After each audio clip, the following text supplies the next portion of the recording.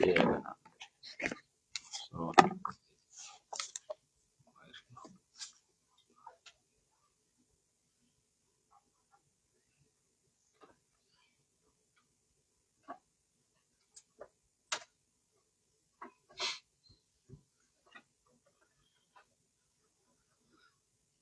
Assalamualaikum warahmatullahi taala wabarakatuh.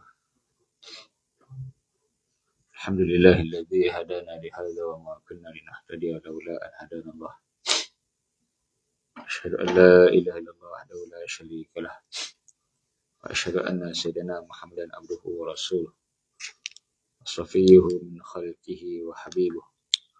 Addal amanah wa ballagha risalah wa nassal ummah.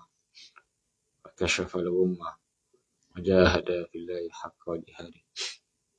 Allahumma salli wa sallim wa barik ala sayyidina Muhammad wa ala ali sayyidina Muhammad wa ala alihi tayyibin wa ashabihi al-hadin wa man tabi'ahum bi ihsanin ila yaumiddin. Rabbana shrah lana sudurana wa yassir lana umurana wa hlul 'uqdatam min alsinatina yafqahu aqwalana. Rabbana la tuzigh qulubana ba'da idh hadaytana wa hab lana min ladunka rahmah innaka antal wahhab. Rabbana adkhilna mudkhala sidqi wa akhrijna mukhraja sidqi waj'al lana min ladunka sultanan nasira. Wala haula wala quwwata illa billahil 'aliyyil 'azim. Amma ba'd. Alhamdulillah, syukur kita kepada Allah Subhanahu wa taala pada tengah hari ini kita dapat lagi sama-sama berada dalam isi ilmu. Mudah-mudahan Allah sentiasa memberkati, merahmati dan melindungi kita insya-Allah.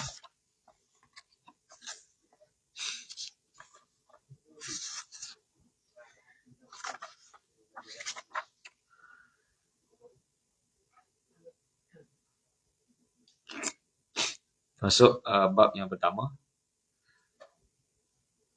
pada menyatakan kelebihan ilmu dan ulama.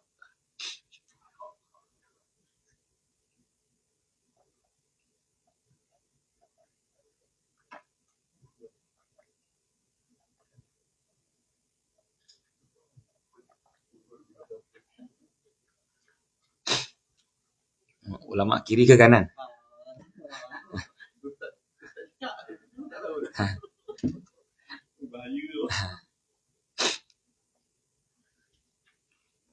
Firman Allah Subhanahu wa taala dalam ayat 11 surah Al-Mujadalah. A'udzubillahi minasyaitonir rajim.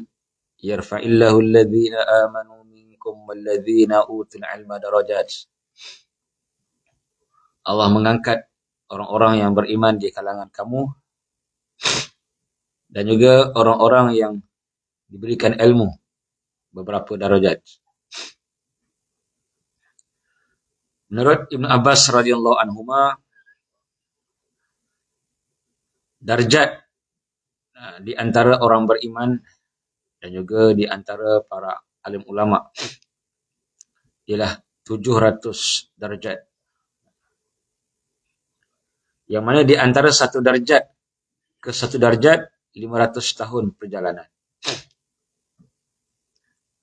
Di sini menunjukkan bahawa kelebihan ulama yang tinggi sisi Allah Subhanahu wa taala, dan banyak disebut dalam Al-Quran tentang kelebihan-kelebihan orang-orang yang berilmu.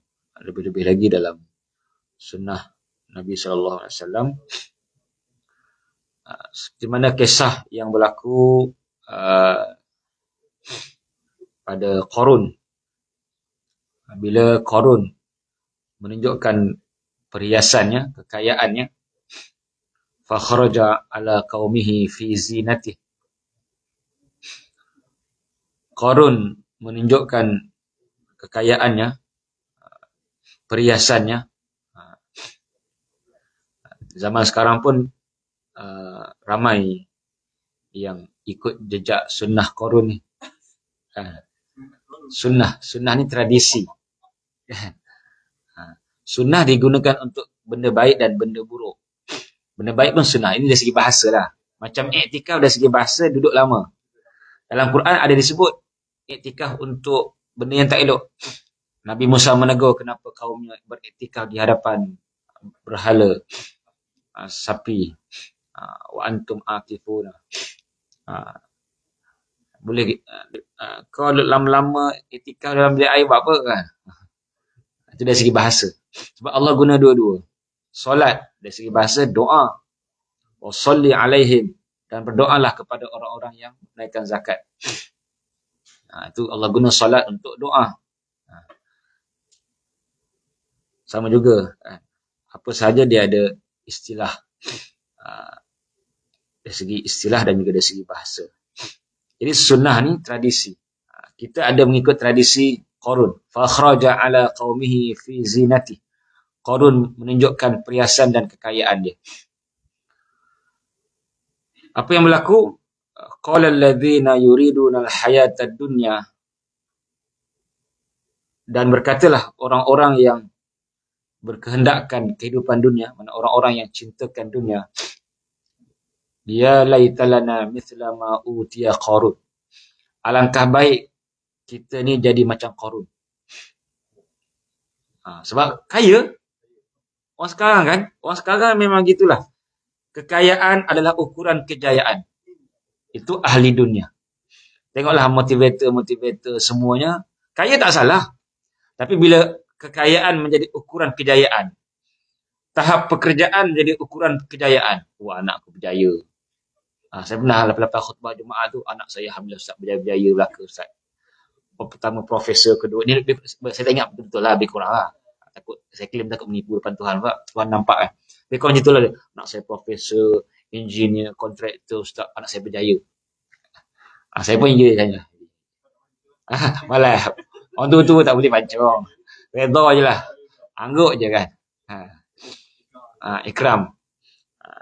Jadi itu biasa di dunia, kat TV, radio, dekat apa mana-mana Insta famous ke, semuanya disebut berjaya kaya. Berjaya kaya. Kalau kita lihat dalam Quran, tidak ada yang menunjukkan bahawa Allah sebut aflah tu kaya. Qad aflaha man tazakka, qad aflahal mu'minun. Faman zuhzi'a 'anil nari wa udkhilal jannati faqad faz. Ada faz pun berjaya, aflah pun berjaya. Tak ada sebut pasal faz, ulaika humul faizun. Tak ada sebut pasal berjaya dengan kekayaan ataupun tahap pekerjaan. Tapi kita, itulah yang kita tengok kadang-kadang naik meluat. Kita dah hubungkan berjaya. Aku dah berjaya. Apa yang berjaya? Dah kaya. Sedangkan tidak ada beza di antara yang duduk tepi jalan, cleaner sapu sampah, dengan yang duduk di atas sekali aircon. Tak ada kelebihan illa bittaqwa. Saya tak kata yang cleaner itu lebih baik. Saya tak kata yang duduk atas itu lebih buruk. Tidak ada beza kecuali takwa. Kalau yang duduk atas itu lebih takwa, yang itulah yang Allah suka. Jadi kejayaan bukanlah kekayaan. Kejayaan adalah ketakwaan. Itu yang kita bimbang senario begini kan, motivasi apa benda semua sebut kita nak berjaya. Dia punya apa KPI-nya kaya. KPI-nya macam ni. Dia suruh bangun tidur. Tuan-tuan ingat dalam kepala tuan-tuan 1 juta pada hari ini. Tu dia punya motivasi tu. 1 juta. Biasa. Saya masuk. Nak masuk tu harga RM1,000. Kan? Nak masuk harga RM1,000. Lepas tu dia suruh kita bayangkan. Kita nak berjaya. Pagi-pagi tu jangan ingat apa dah. Pertama, bayangkan depan tu. Ini matlamat kita hari ini 1 juta. Kita bayangkan kita sudah kaya.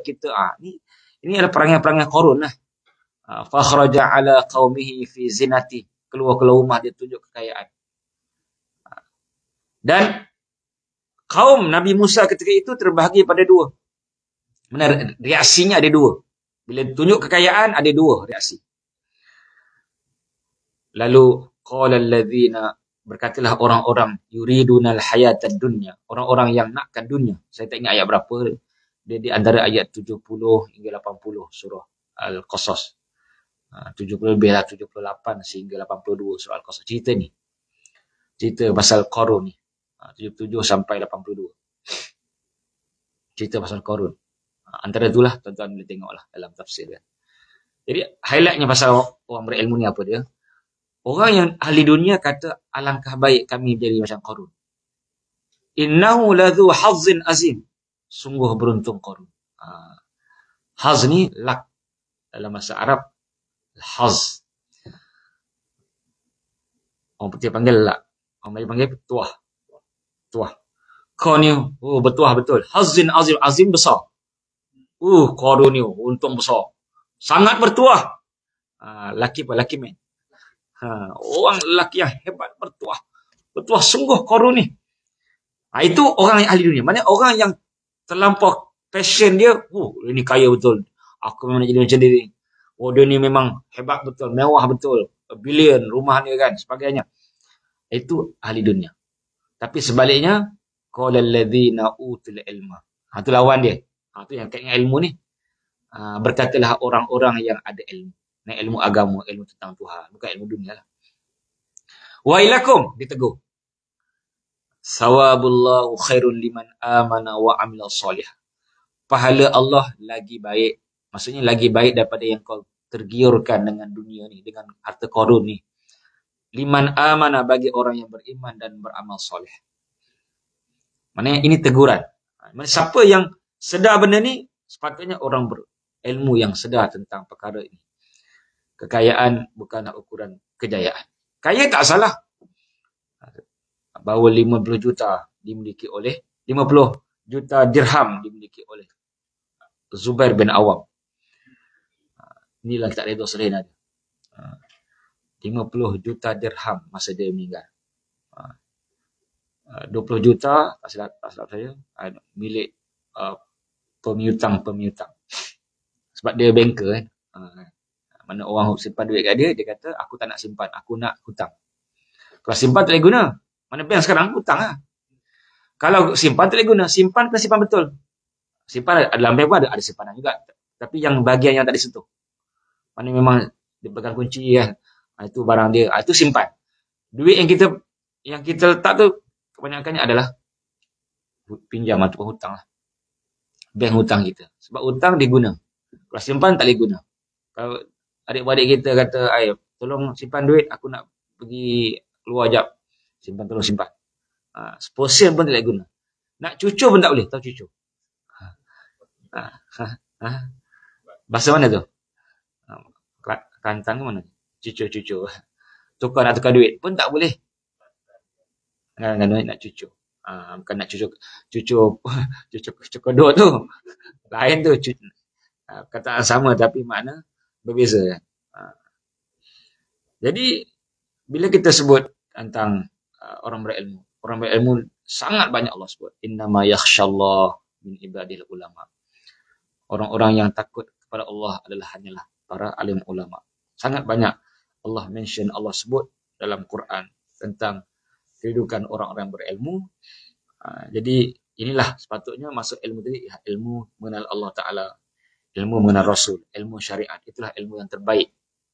Walaupun ilmu semua baik, tapi ilmu Allah, ilmu Rasul, ilmu tentang agama adalah yang terbaik.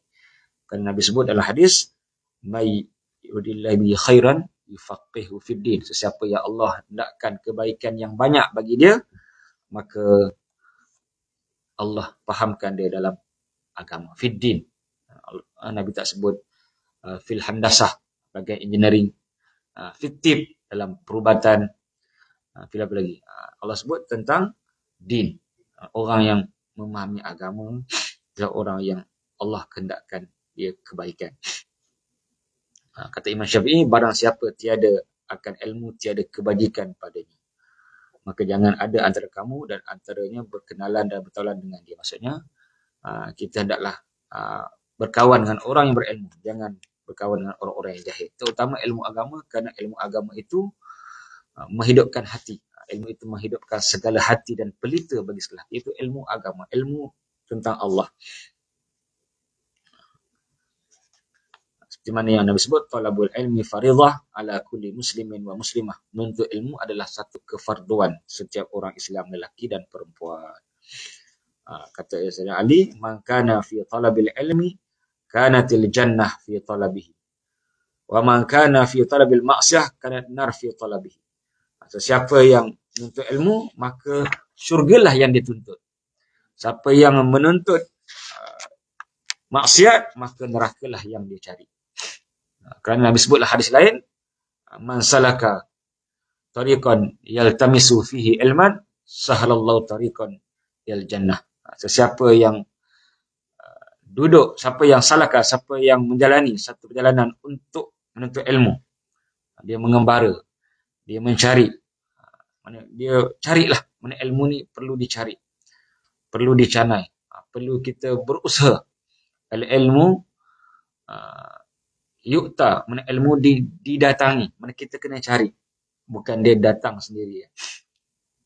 Innamal ilmu bitta'allum, ilmu dengan kita belajar dengan guru-guru yang layak, yang ada sanad, yang ada susul galung, yang ada ilmu yang betul. Kerana itulah cara belajar yang sebenar. Nabi sebut apa dalam hadis, Ya Ibn Mas'ud, dulu suka sa'atan fi majlisil ilmi la tamassu qalaman. Jadi saya skip hadis-hadis yang lemah ataupun ada juga yang palsu dalam kitab. Kitab ni dia campur-campur kan. Sebab kelebihan kan, dia campur-campur, ada yang sangat lemah, ada yang palsu pun ada. Jadi hadis-hadis yang tak popular saya tak baca sangatlah. Tapi menghormati pengarang ni kerana dia nak memberikan kita kelebihan ilmu, tak masalah dalam hadis-hadis yang dhaif. Seperti mana yang disebut, Ya Ibn Mas'ud, dulu suka sa'atan fi ilmi la tamussa qalaman wala taktubu harfan khairul laka min itqi alfi raqbah. Ini pun hadis yang lemah. Wahai Ibn Mas'ud, kamu duduk sesaat dalam majlis ilmu, kamu tak menyentuh pen, tak menyentuh huruf, maknanya tak buat apa, duduk je, lebih besar daripada pahala bebaskan alfi raqbah, 1000 hamba. Tapi hadis yang lebih kuat lagi, satu hadis daripada Abu Zar. Abu Zar, ya Abu Zar, li an taghdwa fata'allama ayatan min kitabillah khairul laka min an tusalliya mi'ata raka'ah. Ini lebih kuat sikitlah daripada hadis ni tentang kelebihan ilmu. Wahai Abu Zar, kalau kamu berpagi-pagian menuntut ilmu, faham satu ayat sahaja. Satu ayat, contohnya belajar tafsir, satu ayat dia faham, lebih baik daripada sembahyang 100 rakaat. Satu ayat je. Kalau 2 ayat, 200 rakaat. Begitulah seterusnya. Wali an taghdwa, dan kamu berpagi-pagi menuntut ilmu, fata'allama baban, hanya satu bab, satu bab sahaja kamu faham. Bab bersuci, bab macam-macam bab lah. Sekarang ni kita belajar tentang bab-bab kelebihan ilmu dan ulama. Satu bab je, khairul laka min an tusalliya al-farqah. Lebih besar daripada pahala sembahyang 1000 rakaat. Ini kelebihan ilmu, sangat-sangat besar kan. Kerana dalam hadis bawah tu sebut faqihun wahid mutawarri' asyaddu ala syaitan min alfi abid mujtahid jahil wari'. Seorang lelaki yang faqih, yang mendalami dalam bab agama, dalam bab fiqah, dalam bab tauhid, dalam bab agama lah. Ilmunya dalam. Mutawarri', dia dalam ni dia tak semestinya masyhur. Kadang-kadang ada yang masyhur, ada yang disanjung-sanjung oleh masyarakat, tetapi hanya penyampaian dan suaranya yang indah kan. Ramai juga orang-orang yang alim ulama, yang pakar, tapi tak petah. Jadi masyarakat pun tak pandang lah. Jadi jangan pandang dari segi populariti. Dari segi apa yang kita perlu lihat ialah dari segi ilmunya. Yang pertama, sumber dia menyebut daripada mana, daripada Quran, daripada hadis, daripada kitab-kitab ulama yang muktabar dan sebagainya. Dan yang paling mudah, dia ni para asatizah, ustaz-ustaz belajar ataupun pandang dia. Tu nak tahu. Kalau orang awam pandang, itu tak mesti. Sebab orang awam ni dia macam kita, apa benda pun politik, apa benda pun. Kalau orang yang tak pakar, dia boleh cakap lah. Hanya orang yang ahli dia. Kalau seorang ulama tu memang ustaz-ustaz pun respect, pandang, belajar dengan dia, maka itu adalah petanda bahawa dia ada ilmu betul. Kalau sekadar popular di kalangan publik, orang awam, itu tak mesti. Sebab orang awam tak dapat nak menilai mana satu yang benar, mana satu yang tidak benar. Macam pakar perubatan, kalau kawan-kawan kita doktor semua kata dia ni memang hebat, maka kita tahulah dia hebat. Kadang-kadang dia pandai bercakap dalam TV, radio, tapi kepakarannya tidak seperti mana dalam apa yang kita tengok. Itu berhati-hati ya. Sebab banyak zaman sekarang ni, lagi di akhir zaman, banyak yang wahwa aladul khisam nasi may yu'jibika qawluhu fil hayatid dunya. Dan sebagai manusia yang kamu kagum dengan ucapannya, petahnya, qauluhu, maknanya dia punya cakap, dia punya influennya, cakap je orang menangis. Tak mesti cakap menangis tu orang yang hebat. Sebab menangis ni bukan kerana, kadang-kadang bukan kerana takwa aja. Kadang-kadang kerana takwa orang menangis. Kadang-kadang kerana cara menyampaikan. Memang ada satu teknik dan juga seni untuk orang bagi menangis. Bukan, ini orang menangis ni mesti orang hebat ni, alim ulama, tak. Dia kadang-kadang ada menangis kerana takwa. Macam Nabi. Nabi bagi penyampaian ilmu. Kata Irbad bin Sariyah, wa azana Rasulullah SAW mau'izatan balighah. Nabi menyampaikan kepada kami satu ilmu yang balighah, yang dalam, deep, balighah. Apa maksudnya? Hatta zarifat minahal uyun, sehingga mana menangis, keluar air mata kan. Dengar Nabi berceramah, berkuliah, menangis kan. Wa wajilat minahal qulub, sehingga hati bergegar, takut. Ini kerana takwa yang ada pada Nabi kan. Tapi kadang-kadang setengah orang tu dia menyebabkan orang menangis bukan kerana takwa, tapi kerana teknik penyampaiannya, emosinya, caranya kan. Itu adalah perkara yang perlu kita tahu tentang orang-orang yang bercakap lah. Tapi orang-orang yang benar-benar alim, wara, lebih ditakuti, asyaddu, lebih ditakuti oleh syaitan daripada 1000 orang abid yang mujtahid, yang bersungguh-sungguh, yang kuat ibadat. Kerana orang alim ni dia ilmunya dapat menyedarkan masyarakat. Seperti mana zaman Nabi, di antara alim ulama zaman Nabi adalah Ibnu Abbas. Bukan semua sahabat alim ulama. Ini ada yang alim ulama, ada yang pakar berperang, ada yang macam hartawan, ada yang kaki bisnes, Abdul Rahman bin Auf, ada yang kaya raya, seperti mana tadi Amr bin Aus. Jadi macam-macam. Ada yang hamba, Bilal, Salman, orang yang dianggap biasalah. Malahan gelandangan zaman Nabi ramai, tapi Nabi angkat, iaitu dipanggil apa? Ahlus Suffah. Mereka la dara, la mal, harta pun tak ada, duit pun tak ada, rumah pun tak ada, mal pun tak ada, dar pun tak ada. Dar ni rumah. Maksudnya mereka hanya duduk tepi masjid, dekat masjid, Nabi tempatkan mereka. Ini Nabi, kerajaan yang tak kaya pun dapat menyelesaikan masalah gelandangan. Zaman sekarang yang kaya raya kan, menterinya besar-besar kereta dia kan, pun tak dapat nak menyelesaikan masalah gelandangan, masalah mental, masalah orang gila kan. Ini semua kita akan ditanya. Pertama, kerajaan akan ditanya. Kemudian orang ramai pula ditanya, kenapa kau tak ada apa-apa tindakan? Kau biar je kan, dia tidur bawah jambatan. Ada itu video viral kan, makcik tu sorong bawa apa, kertas-kertas, bawa kotak-kotak dengan anak dia. Kesian tu. Masa hujan pula tu.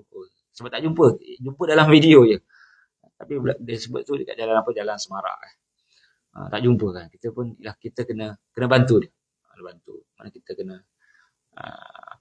cari inisiatif untuk membantu golongan-golongan seperti itu, kerana terutama di zaman-zaman COVID dan juga ekonomi kan. Telur pun mahal kan. Semua mahal. Semua kambing harga naik. Ayam naik, telur naik kan. Semuanya naik. Darah pun naik. Itu masalah bahaya tadi. Habis. Semuanya, jadi kedai-kedai semua jimat. Makan mi Cina Muslim kan. Dulu ayam bersepah-sepah. Nak yang ayam ke daging, ada 3 pilihan. Ayam, daging dengan kambing. Biasa makan mi Cina Muslim tu, biasanya lauk banyak. Merata ceruk, cari-cari semua ada banyak. Sekarang cari-cari tak ada. Kat bawah sikit ada lah, bukan tak ada, masih di bawah, tak banyak. Jimat. Jimat. So ekor pun 3 ketul besar-besar tu je. Kan? Semua sekarang tu harga zaman sekarang lah. Semuanya jimat. Semuanya cut cost kan. Jadi itulah zaman, sebab itulah Nabi sebut orang yang pertama yang dinaungi oleh Allah ialah pemimpin yang adil. Sebab susah nak jadi pemimpin adil. Susah nak jadi macam Omar. Yang mana dia tidur qailulah aja. Kan? Dia kalau la in nimtu lailah la udayyana haqqallah. Kalau aku tidur malam aku akan sia-siakan hak Allah. Dia duduk masjid, dia tahajud, qiyamul lail. Cari pemimpin itu susah. Kan? Tahajud kat rumah pun susah. Kalau pergi masjid kat rumah pun susah, kan? Mungkin last Tuan Guru ni Aziz kot last. Itu yang kita nampak yang adalah. Walaupun tak sempurna tapi adalah. Maksudnya ciri-ciri pemimpin yang sembahyang malam, pemimpin yang baca Quran, pemimpin yang hidupnya untuk Tuhan, kan. La in nimtul nahar, kalau aku tidur waktu siang, la udayyi'anna haqq rakyat, akan sia-sialah hak rakyat. Jadi dia hanya tidur pada tengah hari saja. Datangnya dari Azerbaijan duta, mana pemimpin yang ditakuti oleh Rom, Kisra dan sebagainya.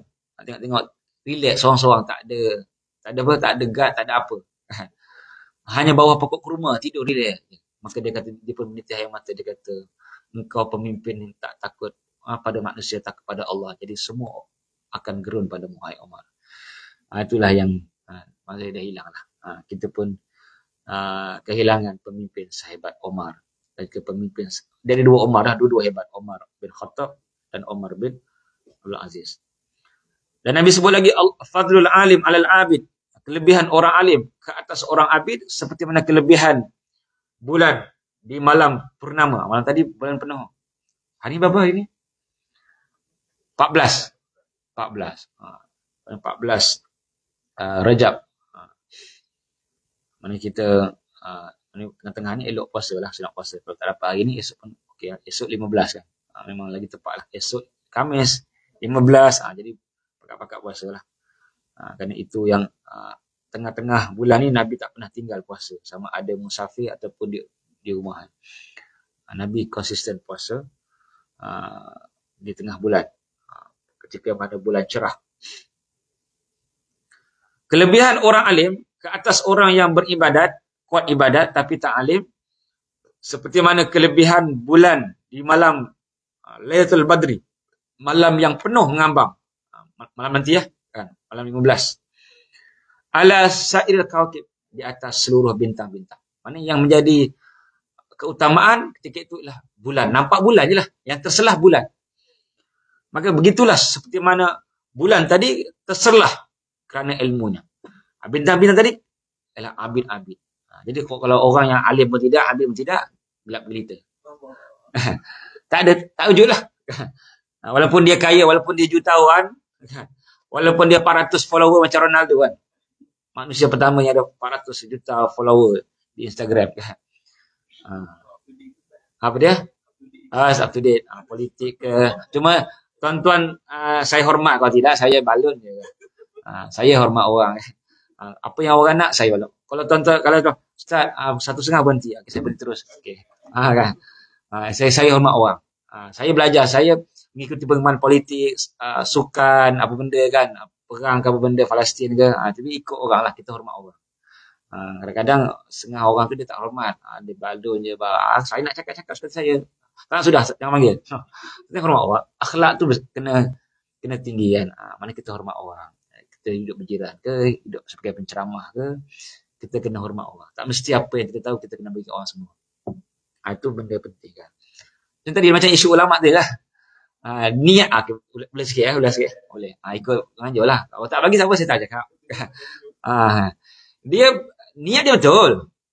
Dia nak kata bahawa kita kena ikut ulama' dalam mentafsirkan apa yang Nabi sebut. Betul.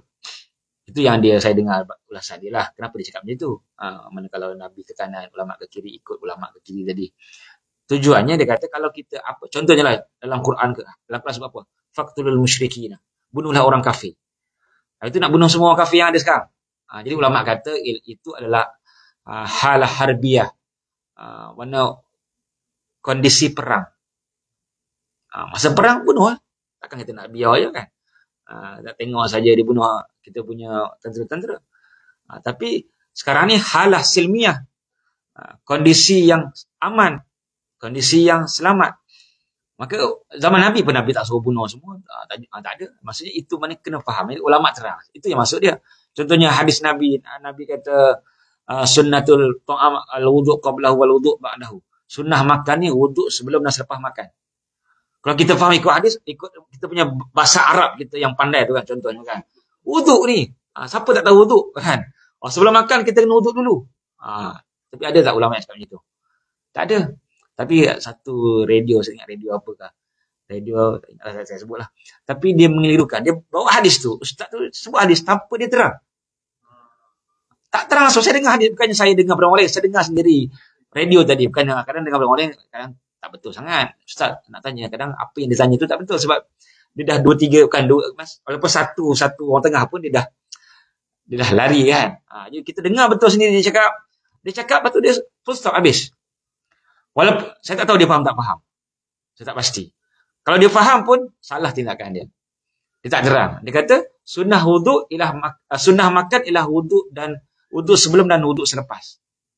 Lepas tu habis. Tergantung. Lepas tu habis. Maksudnya habisnya dia tak terang. Maksudnya dia tajuk masuk yang lain lah. Sama juga dengan isu yang kanan kiri itu juga membahayakan.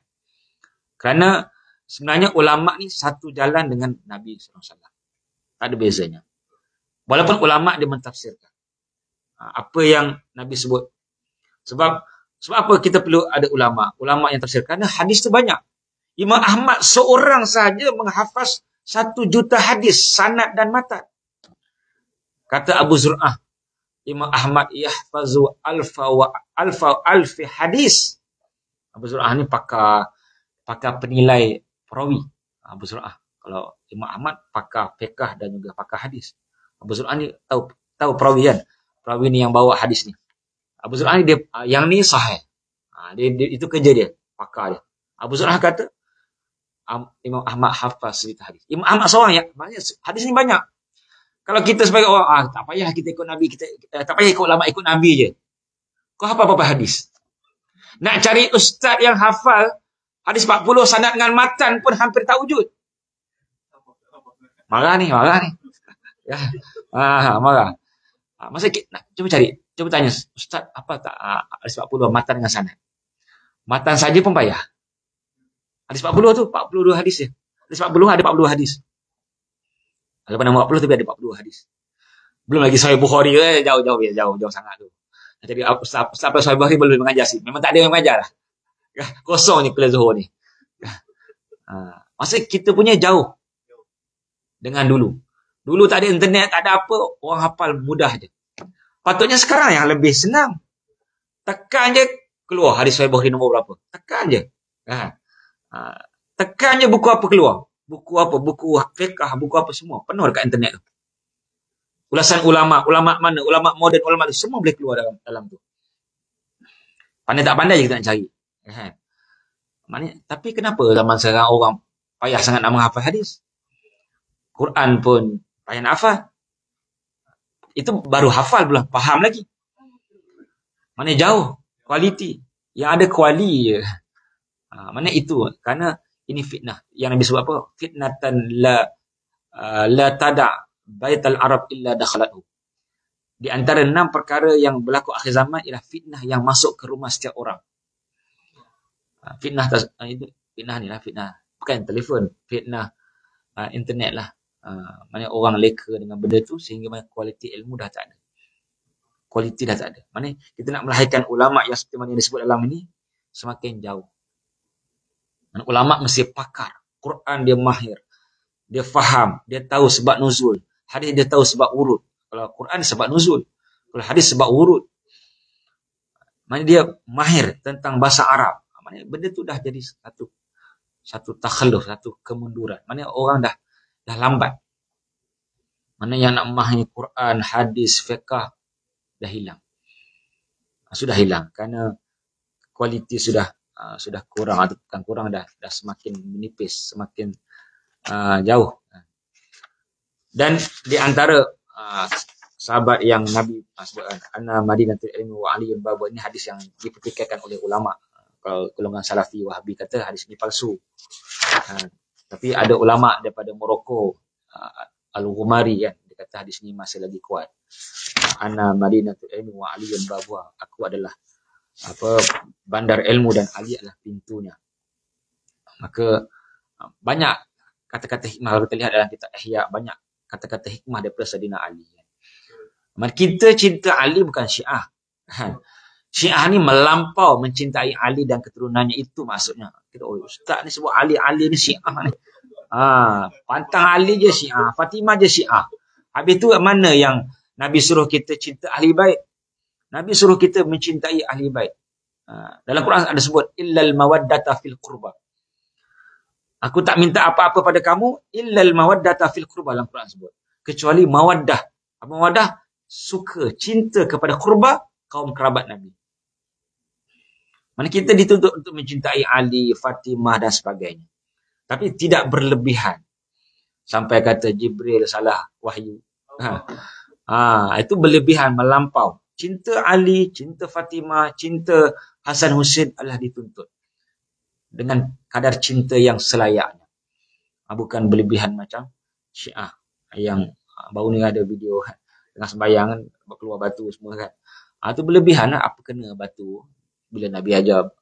Itu berlebihan. Batu Karbala, batu tempat Husain dipancung oleh tentera-tentera apa saya lupa, khalifah masa tu Yazid ke siapa saya tak ingat. Maknanya ini adalah satu kejahatan. Kita pun tak setuju Husain dibunuh, kerana Husain ni adalah Sayyidah Syabab. Husain Hasan adalah dua penghulu syabab, remaja pemuda dalam syurga. Yang Nabi sebut dialah sosok tubuh yang Nabi cintai, yang Nabi kasihi. Tapi kita tidak melampaui batas dalam mencintai Husain dan Hasan. Kita cinta sekadar mana yang Nabi perintahkan kepada kita. Kemudian juga disebut dalam surat 15 tu tentang beberapa hadis, tapi kebanyakan ada hadis yang dhaif. Tak ada masalah kita nak baca, contohnya memandang wajah orang alim. Mana kebanyakan keempat ni adalah hadis yang lemah ataupun sangat lemah, tetapi dia punya konten, dia punya isinya adalah sejajar dan selari dengan agama. Maksudnya kita yang pertama disebut dilarang kita nak mengajar sebelum sampai ke tahapnya kan. Man intaqala liyata'allama ilman ghufra lahu qabla an yakhtuwa. Sesiapa yang bergerak untuk belajar maka akan diampunkan dosanya. Seperti mana kita tahu bahawa setiap langkah kita menuntut ilmu adalah pahala jihad kan. Ini hadis yang sangat lemah. Dan ada hadis yang kuat, iaitu Nabi sebutlah hadis lupa pula makan garam banyak. Pagi tadi anak saya tengah tengok telefon, telur permasak tu, dia tuangnya kicap tu, dia banyak penuh kicap cair kan, penuh dalam mangkuk tu kan. Walaupun dah buang kicap tu rasa dah. Lupa dah apa hadis. Hadis lupa pula. Itu bukan hadis. Itu adalah kata-kata hikmah. Mana banyak dalam buku-buku ni banyak ada hadis yang sangat lemah. Tapi kita baca sekadar untuk kita nak cek baliklah. Tapi dia punya konten, isi sebagainya, adalah dia punya manfaatnya kan. Mana untuk memuliakan ulama, kelebihan ilmu. So, sesiapa yang tak lupa lah, mentalabah ilmu fahuwa sabilah. Sesiapa yang menuntut ilmu fahuwa fi sabilah hatta yarji'. Ini hadis yang kuat lah. Sesiapa yang menuntut ilmu maka dia berada di jalan Allah hatta yarji', sampai dia pulang. Selagi mana dia menuntut ilmu, selagi itulah dia di jalan Allah. Manakala mati pun mati syahid di jalan Allah Ta'ala. Dan yang kedua, hadis juga yang lemah, yang sangat lemah, tentang memuliakan ulama. Tapi dalam Islam memang kita dituntut untuk memuliakan ulama kan. Dan juga itulah gambaran yang berlaku di zaman sahabat, di zaman Nabi. Para alim ulama diangkat, dinaikkan. Mana sekarang ni dah hilang lah. Sebab orang dah naikkan artis, selebriti. Sebab kabel lah main peranan. Beri masa lah.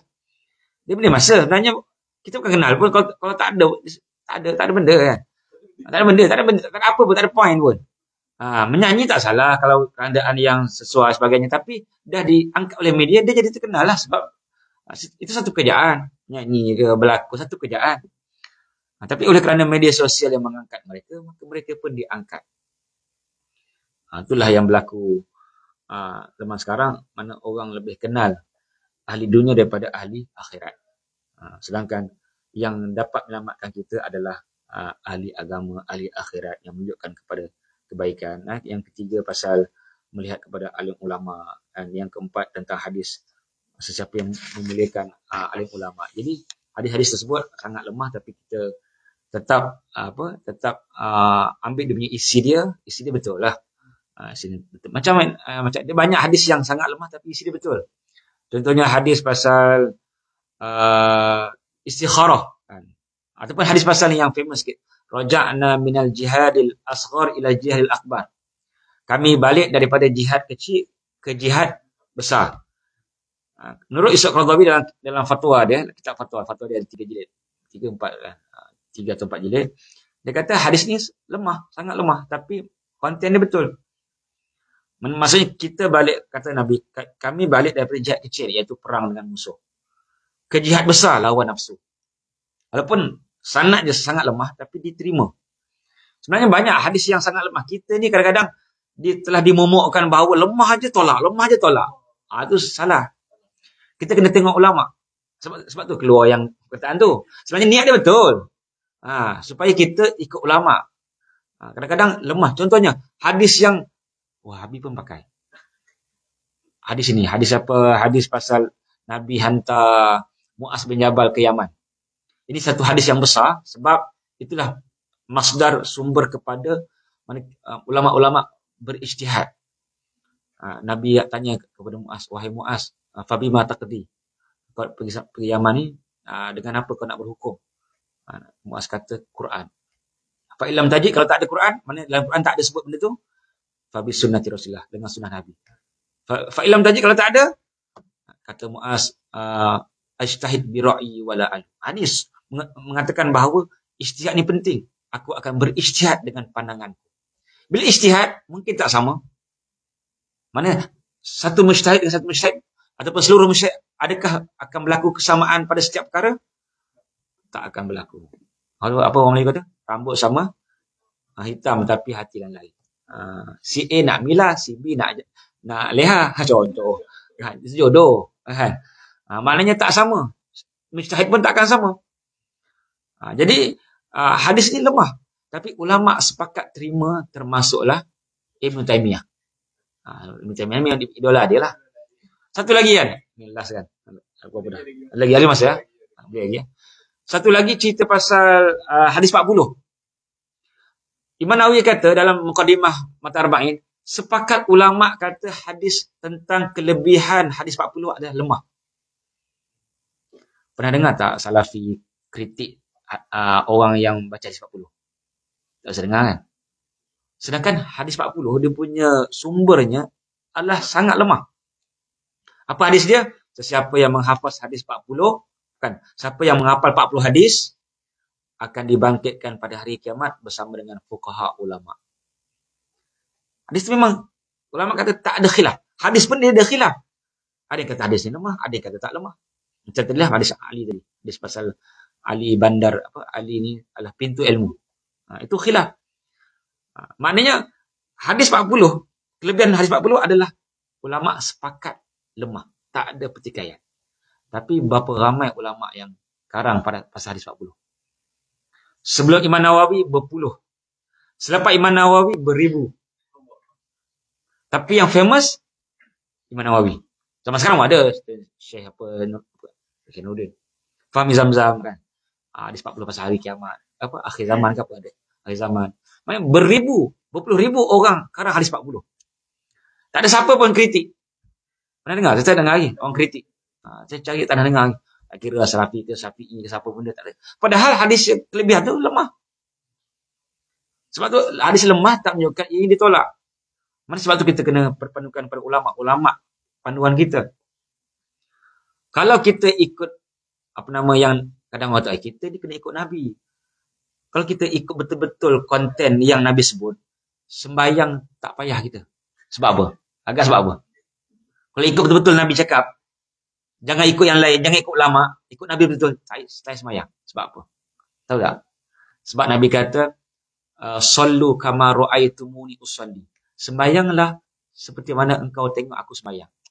Abang tengok Nabi sembahyang? Tuan-tuan tengok Nabi sembahyang? Tak payah sembahyang kita. Tak payah sembahyang. Sebab geng-geng tu dia ikut konten betul, ikut dia punya directly. Orang kata lurus bendul. Kan? Kalau mak kata beli kicap, jalin lah. Tak beli yang lain. Padahal mak kata jalin. Kalau tak ada yang lain, ambil lah yang lain. Kan? Dia balik, tak ada mak. Jalin tak ada. Hati yang lain ada. Orang tak beli. Mak cakap, itulah. Itu geng-geng dia tu. Kan? Kalau kata ikut betul-betul yang Nabi sebut, tak wajib sembahyang kita. Sebab kita tak tengok Nabi. Jadi ulama tafsirkan, sembahyanglah seperti mana engkau belajar cara sembahyang. Itu namanya takwil. Diorang tak nak takwil. Kalau sebut tangan lah. Tangan Tuhan lah. Ini nak marah ni. Tapi masa tak banyak. Jadi bagi saya kita kena bersederhana. Bukanlah kita nak kau semua hadis. Sebab tu saya terang. Ini banyak hadis lemah. Tapi konten ni bagus. Tapi kita kena terang. Kadang-kadang setengah kita habis palsu tak palsu kita. Itu satu jenayah. Menyebarkan hadis palsu satu jenayah. Hadis yang paling banyak riwayat, kuat dia punya riwayat dia. Hadis pasal orang yang berbohong atas nama Nabi. Dia panggil apa? Namanya hadis mutawatir. Sahih itu bawah lagi. Dia ada hadis yang sahih mutawatir. Lagi tinggi martabat dia. Dia sahih tapi ramai perawi dia. Setiap generasi. Zaman Nabi sahabat ramai pegang hadis tu. Zaman lepas tu hadis apa? Man kadzdzaba alayya muta'ammidan falyatabawwa maq'adahu ilan nar. Siapa yang berbohong atas namaku, tempatnya neraka. Mai Rajab, siapa-siapa yang beritahu kelebihan Rajab maka bebas dari neraka. Dapat kan? Yang share itulah yang nerakanya. Bukan saya cakap, Nabi cakap. Kan? Siapa yang berbohong di atas namaku dengan sengaja kan. Dah berpuluh tahun dah kan hidup kan. Setiap tahun dah terang ini hadis palsu, tak boleh nak share kan. Banyak lagi hadis lain. Rajab ni kita perlu kita beramal sembahyang. Di antara yang hidupkan Rajab ni bukan biasa-biasa. Ibnu Mas'ud, Hasan Basri siapa? Penghulu tabi'in. Ibnu Mas'ud siapa? Orang yang Nabi sangat pegang dia punya amalan dia. Nabi bila nak suruh baca Quran, Ibnu Mas'ud yang baca Quran. Maksudnya orang yang hebat amalan dan ilmunya. Maknanya bukan biasa-biasa. Tapi kalau tak nak puasa Rajab, tak ada masalah. Benda ni khilaf. Adakah boleh kita puasa Rajab ataupun sebaliknya? Mana ada tak khususiat Rajab ni? Kita ulama-ulama ada yang kata ada. Puasalah, tak ada masalah. Tak larang orang berpuasa. Pasal apa kan? Sebab benda ni khilaf. Benda khilaf kita kena respect. Macam bola kan, respect gitu kan. Ini tak kata-kata nak respect orang. Duk balon je apa ini bid'ah lah apa benda lah kan. Sebab tu takkan kita nak kata semua benda baru tu bid'ah, tak ada. Tak ada, memang tak ada. Sebab para sahabat semua faham berbeza dengan apa yang salafi faham. Kerana sahabat semua buat benda lain yang Nabi buat. Sahabat buat benda lain. Umar buat 20 kan. Sebenarnya bukan satu bid'ah yang Umar buat tentang tarawih ni, 3 tentang tarawih. Pertama 20 rakaat. Nabi buat apa kan? Yang kedua, Umar lantik 2 imam berganti-ganti. Siapa imam dia? Tak ingat. Salah satunya imam yang jumpa Dajjal. Apa? Yang jumpa Dajjal tu? Tamim Aus Ad-Dari. Dia 2 imam. Zaman Nabi tak lantik imam pun. Nabi pun buat 3 hari Nabi tak keluar rumah.